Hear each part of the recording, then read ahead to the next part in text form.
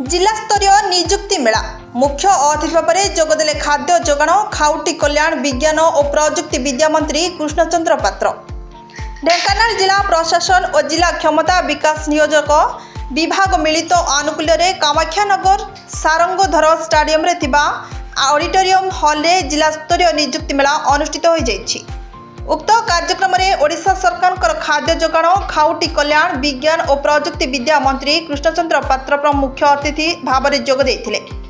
अन्यमानक मध्य ढेंकानाल सांसद रुद्र नारायण पाणी, परजंग विधायक विभूतिभूषण प्रधान, जिलापाल सोमेश कुमार उपाध्याय, मुख्य उन्नयन अधिकारी तथा निर्वाही अधिकारी दीप्तिरंजन सेठी, उपजिलापाल दिनमणि नायक, जिला नियोजन अधिकारिणी के रोजा दोरा, बीजेपी जिला सभापति रासबिहारी बेहेरा, तहसीलदार शुभंकर महांती प्रमुख उपस्थित रही कार्यक्रम उद्देश्य केंद्र और राज्य सरकार नियुक्ति योजना संपर्क में वक्तव्य प्रदान करथिले।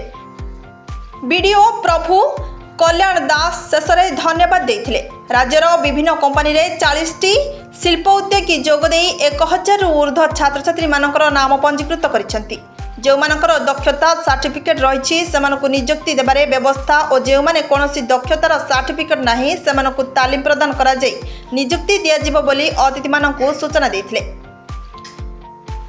ढेंकानाल दीपक रंजन मिश्र का रिपोर्ट ट्रो 24 न्यूज।